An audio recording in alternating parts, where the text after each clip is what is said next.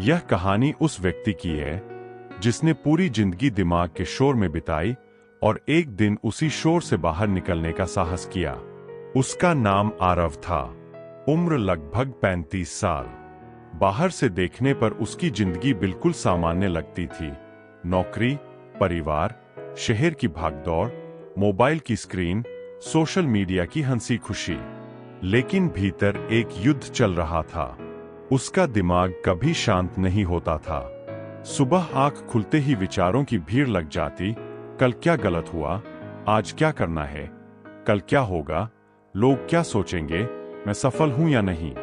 यह कहानी सोचना बंद करो के विचार से शुरू होती है, लेकिन इसका अंत जीना सीखो पर होता है। आरव की सुबह हमेशा अलार्म से नहीं बल्कि चिंता से होती थी। जैसे ही आंख खुलती, मन कहता आज भी वही दिन, वही दबाव। वह बिस्तर पर लेटे लेटे मोबाइल उठाता, नोटिफिकेशन देखता और दिमाग और तेज दौड़ने लगता। किसी का प्रमोशन, किसी की शादी, किसी की नई गाड़ी, हर पोस्ट उसके भीतर एक तुलना पैदा कर देती। वह उठता, तैयार होता, ऑफिस जाता, लेकिन पूरा समय दिमाग अतीत और भविष्य में उलझा रहता। वर्तमान जैसे उसके लिए था ही नहीं। वह जी रहा था, लेकिन महसूस नहीं कर रहा था। एक दिन ऑफिस में मीटिंग के दौरान बॉस ने बस इतना कहा, आरव, तुम यहां हो, लेकिन लग रहा है तुम्हारा दिमाग कहीं और है। यह वाक्य उसके दिल में चुभ गया। वह जानता था यह सच है। वह हर जगह होता था, सिवाय उस जगह के जहां उसका शरीर होता था। उस शाम वह देर तक ऑफिस में बैठा रहा। बाहर बारिश हो रही थी।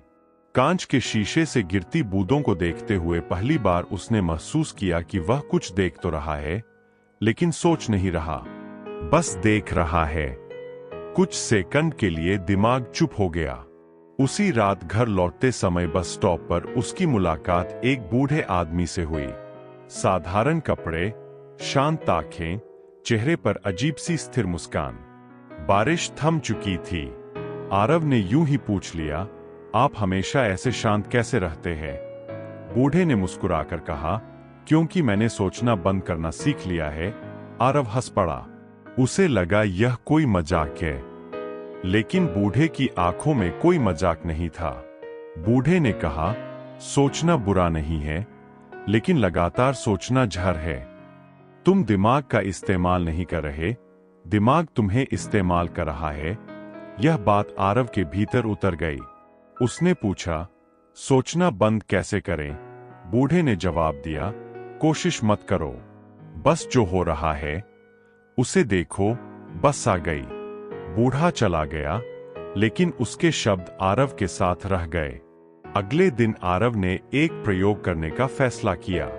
सुबह चाय पीते समय उसने बस चाय को देखा, भाप, खुशबू, कप की गर्माहट। दिमाग बीच बीच में भागा, लेकिन वह वापस चाय पर लौट आया। उसे अजीब लगा, जैसे पहली बार वह सच में चाय पी रहा हो। ऑफिस जाते समय उसने सड़क, पेड़, लोगों के चेहरे देखे। कुछ मिनटों के लिए विचार रुके। उन पलों में उसे हल्का सा सुकून मिला, लेकिन यह आसान नहीं था। कई दिन ऐसे गए जब दिमाग और तेज दौड़ा। पुराने डर, असफलताएं, भविष्य की चिंता सब उभरने लगे। आरव परेशान हो गया। उसने सोचा शायद यह तरीका उसके लिए नहीं है। तभी उसे बूढ़े की बात याद आई। कोशिश मत करो, उसने लड़ना छोड़ दिया। उसने विचारों को आने दिया और बस देखा। धीरे धीरे विचारों की पकड़ ढीली होने लगी।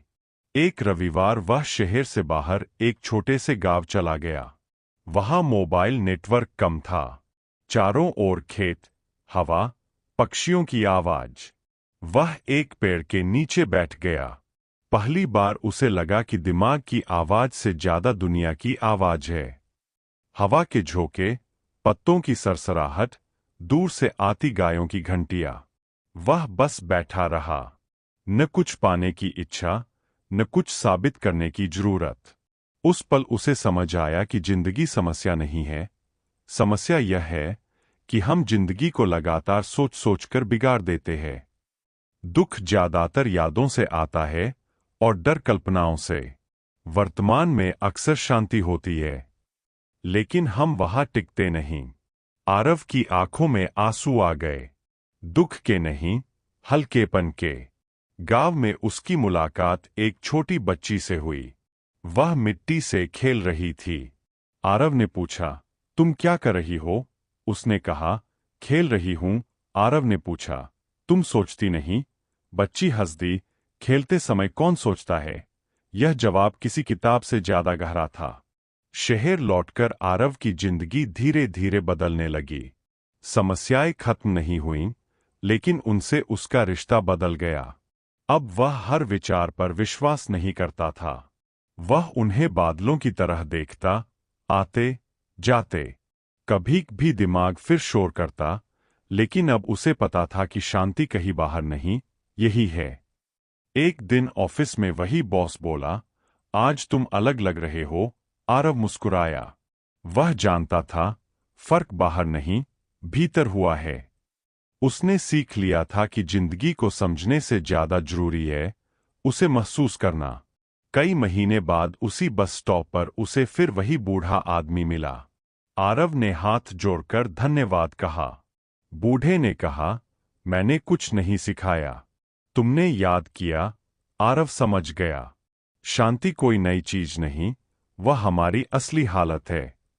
हम बस सोच सोचकर उससे दूर हो जाते हैं। कहानी यही खत्म नहीं होती, क्योंकि यह कहानी हर उस इंसान की है जो दिमाग के शोर से थक चुका है। सोचना बंद करो का मतलब दिमाग को मारना नहीं है। इसका मतलब है, हर विचार के गुलाम मत बनो। कभी भी रुक जाओ, सांस लो, देखो और बस रहो। वहीं से जिंदगी शुरू होती है। लेकिन जिंदगी किसी सीख पर रुकती नहीं, वह सीख को परखने फिर लौटती है। शांति को समझ लेने के बाद भी आरव के सामने ऐसे दिन आए जब पुरानी आदतें दरवाजा खटखटाने लगीं।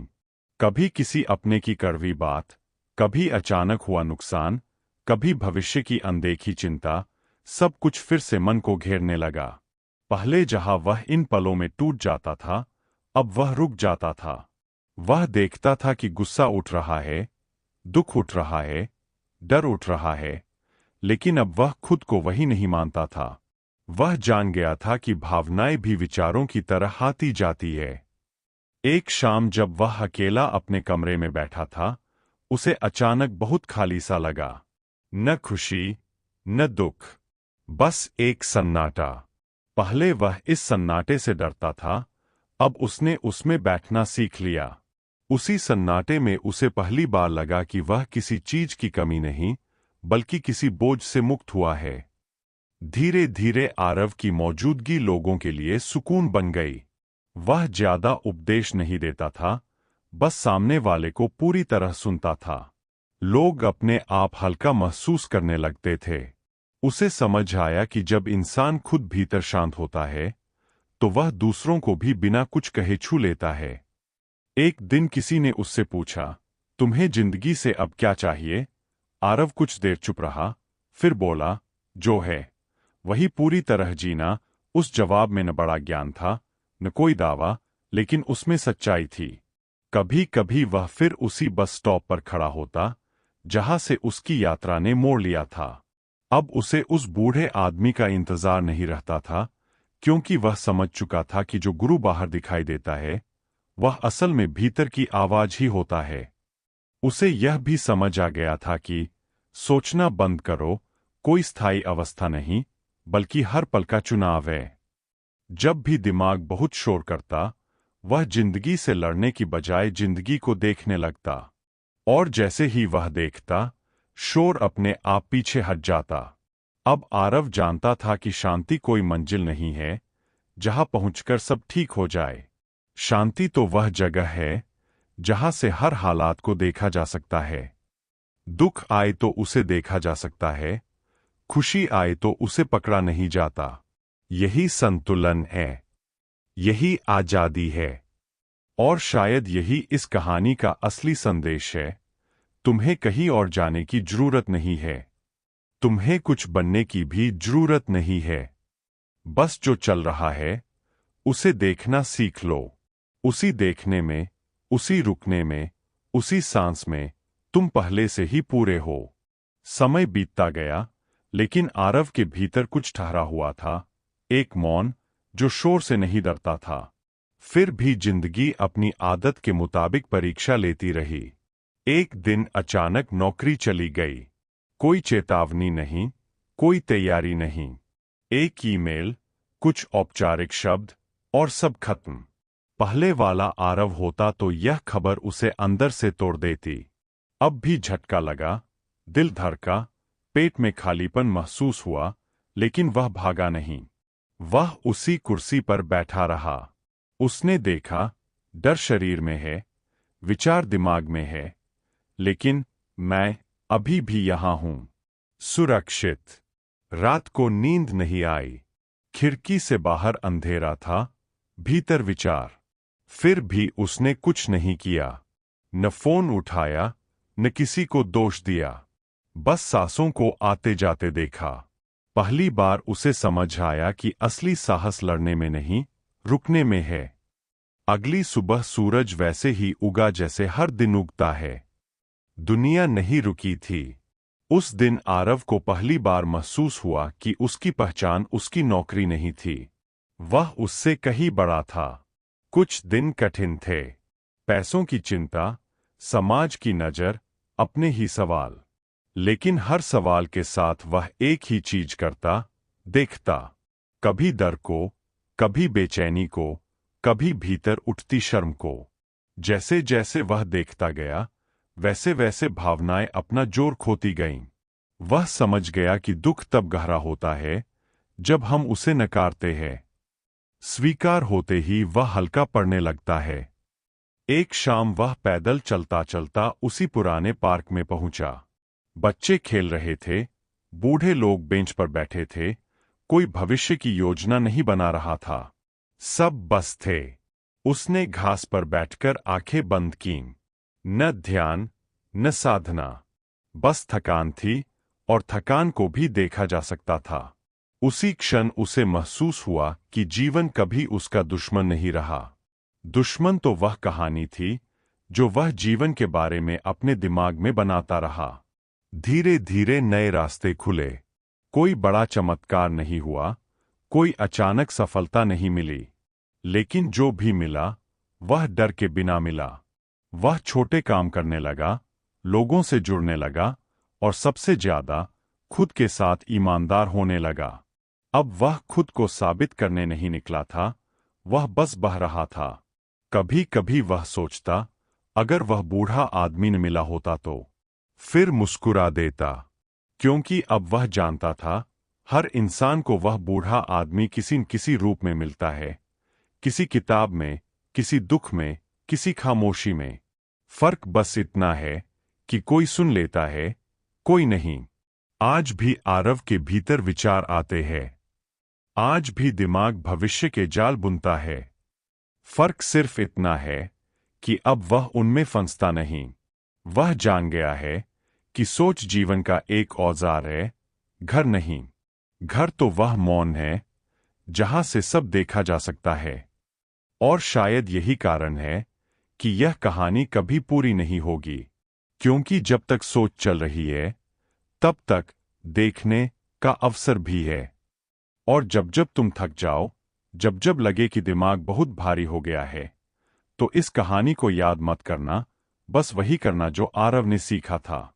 इस कहानी का बोध यह नहीं है कि जिंदगी में समस्याएं नहीं आएंगी, बल्कि यह है कि समस्याएं वैसी की वैसी रहती है, बदलता है उनसे हमारा रिश्ता। आरव की जिंदगी से हमें यह समझ आता है कि दुख, डर और तनाव हमारे दुश्मन नहीं हैं। वे सिर्फ अनुभव है, आते हैं, टिकते हैं और चले जाते हैं। असली पीड़ा तब शुरू होती है जब हम हर उठने वाले विचार को सच मान लेते हैं और उसी में अपनी पहचान खोजने लगते हैं। सोचना बंद करो का अर्थ यह नहीं कि दिमाग को खत्म कर दिया जाए या विचारों को दबा दिया जाए। इसका सही अर्थ है हर विचार के पीछे भागना बंद करना। जब हम विचारों को देखने लगते हैं तो वे हमें बांध नहीं पाते। जैसे बादल आसमान को ढक सकते हैं, लेकिन आसमान को बदल नहीं सकते, वैसे ही विचार हमारे भीतर उठ सकते हैं, लेकिन हमें परिभाषित नहीं करते। आरव यह सीखता है कि शांति कोई ऐसी चीज नहीं है जिसे बाहर से हासिल करना पड़े, न सफलता से, न रिश्तों से, न पैसों से। शांति तो पहले से ही मौजूद है, बस हम उसे लगातार सोच सोचकर ढक देते हैं। जब वह नौकरी खोता है, जब डर आता है, तब भी वह सुरक्षित रहता है, क्योंकि उसने देखना सीख लिया है। देखने वाला कभी नष्ट नहीं होता, अनुभव बदलते रहते हैं। इस कहानी का सबसे बड़ा बोध यह है कि रुकना कमजोरी नहीं, सबसे बड़ी ताकत है। जिस पल हम रुकते हैं, उसी पल दिमाग का शोर धीमा पड़ने लगता है। सांस पर ध्यान, शरीर की अनुभूति, आसपास की सच्चाई, ये हमें वर्तमान में वापस लाते हैं। और वर्तमान में डर कम, जीवन ज्यादा होता है।